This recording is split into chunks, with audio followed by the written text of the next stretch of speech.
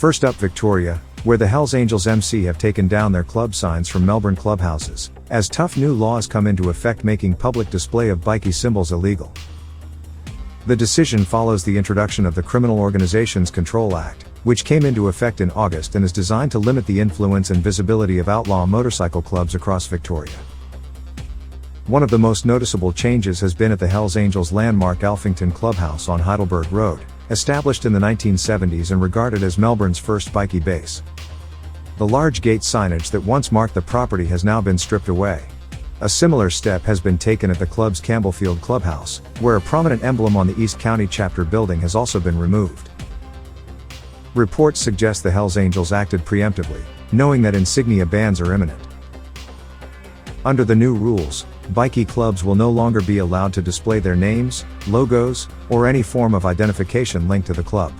This extends to signs, flags, clothing, patches, badges, artwork, vehicles, and even the infamous 1%er patch. Police believe that these symbols have long been used as tools of intimidation and as a way of attracting new recruits. The move is part of a wider strategy by lawmakers to curb organised crime and reduce the appeal of Victoria as a gathering place for bikies from across Australia. In recent years, major clubs have often staged large-scale national runs in the state, reinforcing their visibility and presence. Authorities hope the ban on insignia, along with other anti-association measures under the new law, will make it harder for outlaw clubs to showcase their strength and unity in public.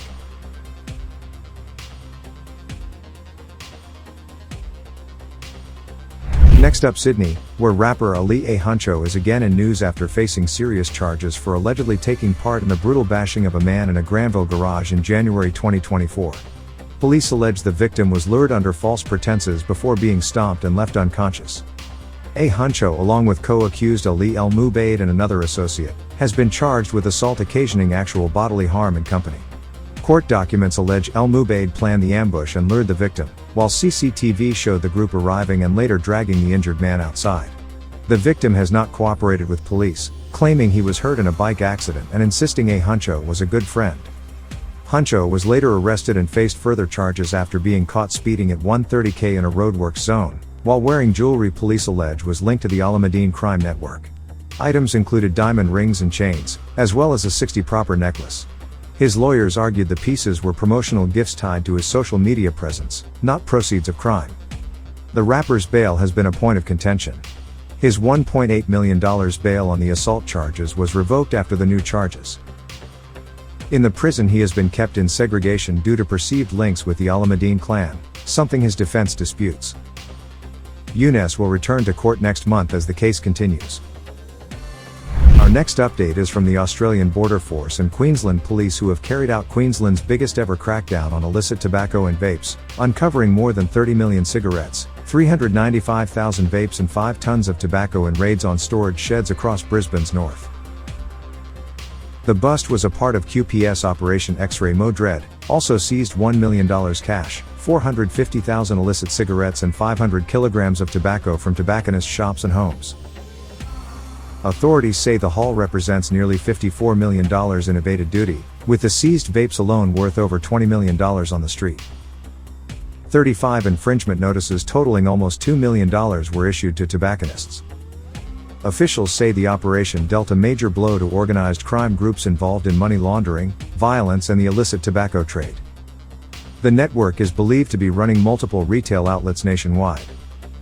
The seizures came just days after another ABF-led operation in Queensland netted 7.5 million cigarettes, 218 kilograms of loose tobacco and 26,000 vapes. Investigations into the criminal syndicates remain ongoing.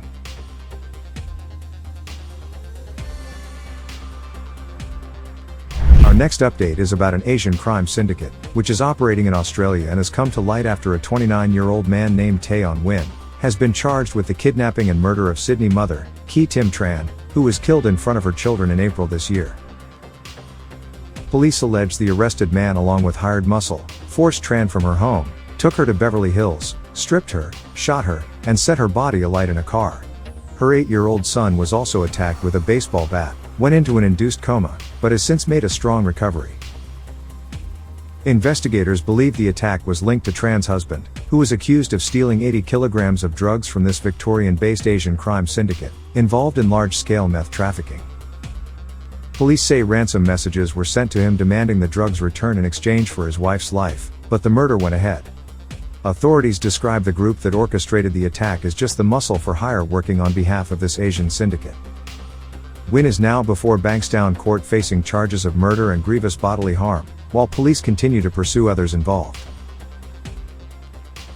Our next update is from Victoria's County Court, where former bikie lawyer John Voighton, aged 68, has been jailed after finally admitting his role in an elaborate corporate fraud scheme and for perverting the course of justice. Once a well-connected lawyer who moved in powerful circles, Voighton was struck off as a solicitor and stopped from practicing years ago, but not before abusing his position of trust. Nearly 2 decades ago, he created a series of fake documents designed to help 2 company directors avoid bankruptcy. The scheme revolved around a fabricated multi-million-dollar debt, supposedly owed to a Hong Kong company tied to Voighton's wife, which was then used to manipulate insolvency proceedings. The scam left legitimate creditors, including the Australian Taxation Office, short by hundreds of thousands of dollars, while Voighton's own firm pocketed more than $140,000 in legal fees. Prosecutors told the court that his actions were calculated, sustained, and marked by a complete lack of remorse. They said Voighton weaponized his deep understanding of the law for personal gain, prioritizing greed over the obligations he once swore to uphold as an officer of the court. The court also heard that Voighton's life has spiraled in the years since. In 2020 he was kneecapped in a targeted attack, an incident widely believed to be linked to his underworld associations. He has since battled PTSD and lived under constant pressure as his name continued to surface in police investigations. Voighton was also targeted in high-profile raids due to his alleged connections to the Comanchero MC, ties that prosecutors suggested helped fuel both his notoriety and his eventual downfall. Judge Gavin Meredith dismissed pleas for leniency or for a delay in sentencing. The judge told him bluntly that he was the architect of his own demise, noting that Voighton's downfall was not the result of misfortune but of choices made deliberately and repeatedly. Sentencing will be formally handed down at a later date, but Voighton is already behind bars. Voighton's fall from grace has been marked not just by corruption but by his continued closeness to high-ranking bikie figures such as jailed Comanchero President Mick Murray, a relationship that kept him tethered to criminal underworld even after his legal career collapsed. Our next update is about 3 men, who are facing serious charges after a major multi-agency strike team operation foiled the attempted importation of 506 kilograms of cocaine, a shipment valued at more than $164 million on the street. Open the door!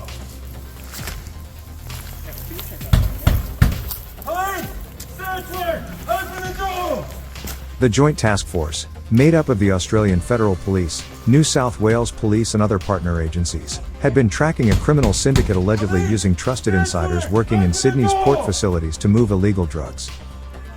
Investigators say the syndicate used a shipping container with a hidden false wall to conceal the cocaine, which had been smuggled into Australia alongside legitimate cargo. A 38-year-old forklift driver from Hillsdale was observed moving containers to access the shipment, while a 25-year-old man from Oyster Bay was caught inside the container equipped with tools, lights and protective gear to cut into the cavity. Police discovered 506 tightly wrapped blocks of white powder behind the false wall, which later tested positive for cocaine. The pair were arrested on the spot and now face charges of importing and attempting to possess a commercial quantity of cocaine, offenses that carry a maximum penalty of life in prison. Shortly afterwards, a third suspect, a 42-year-old Caringbah man, was intercepted outside the Hillsdale suspect's home with $200,000 in cash believed to be proceeds of crime. He too worked in logistics and was charged with dealing with the suspected criminal funds. A search of the Oyster Bay man's home uncovered another $130,000 in cash linked to the operation. The 2 men caught at the port were refused bail, while the third was granted strict conditional bail. All 3 are scheduled to reappear at Downing Centre Local Court. Authorities say the bust highlights how organized crime groups attempt to infiltrate the supply chain through trusted insiders with access to ports, warehouses and logistics networks. While the group is described as disciplined and carefully planned, detectives maintain that mass resources and coordination across multiple agencies gave them the upper hand. Investigations into the international source of the cocaine and other potential conspirators remain ongoing. next update is from Townsville, where police have laid multiple charges against adults and teenagers after a series of enforcement actions targeting property crime, stolen vehicles, and drug offending across the district. On 27th of August, the Tactical Crime Squad intercepted a Toyota Hilux in West End. Town the Tactical Crime Squad, like I said before, just to let you know at this point in time you're detained in relation to a search for dangerous drugs. A search uncovered around 8 grams of methamphetamine, 2 modified firearms, ammunition, and a large knife. Located a number of what appears to be 556 rounds just under the seat. Located a large knife, the back left passenger seat, and what appears to be a bolt action firearm. Follow-up searches at the suspect's accommodation turned up another 8 grams of methamphetamine. A 27-year-old Blackwater man was charged with 7 offenses including drug and weapons possession, while a 25-year-old Blackwater woman was charged with 6 offenses. Both are due to appear in Townsville Magistrates Court on 20th of October.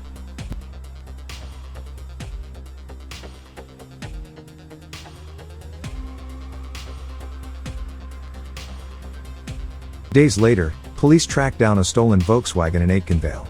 Detectives allege the vehicle had been taken from Townsville City. Don't move, you're under arrest for unlawful use. The dog squad located the suspects, leading to the arrest of a 32-year-old man and a 34-year-old woman. From the Townsville Tactical Crime Squad, you're under arrest for unlawful use of a motor vehicle. The man, who was also unlicensed, was remanded in custody while the woman was charged with unlawful use of a motor vehicle and drug possession. Please get on the ground! Get on the ground now!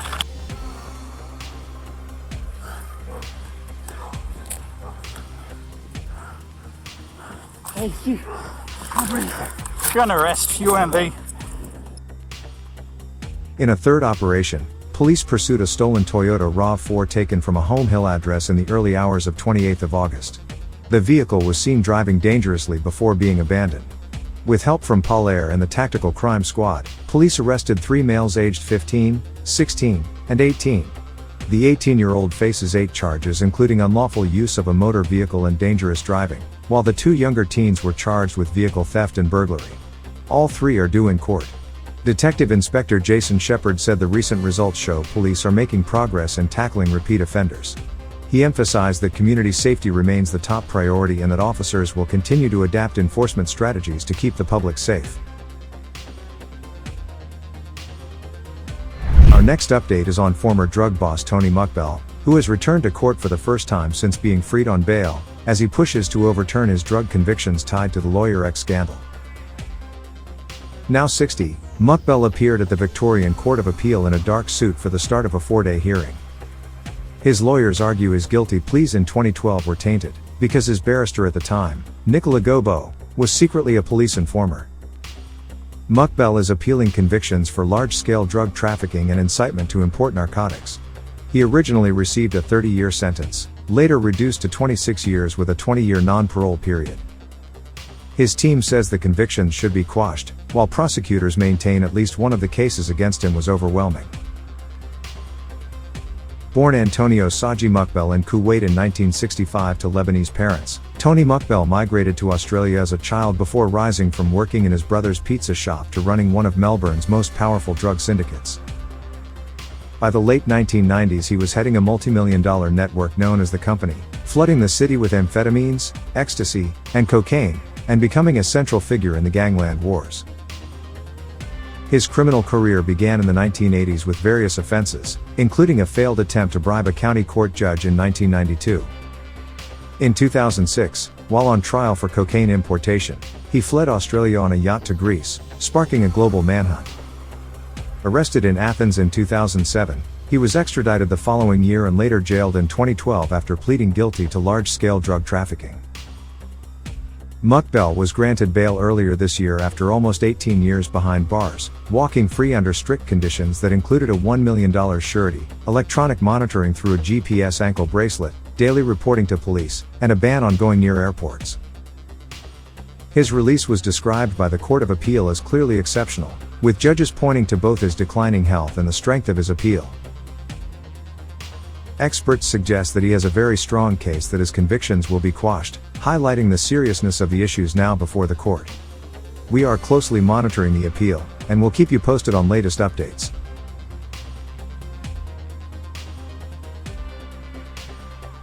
If you're looking for more exciting and eye-catching regular bikie and organized crime updates, don't hesitate, smash that subscribe button, spread the word rapidly, hit that like button, share your thoughts in the comments section.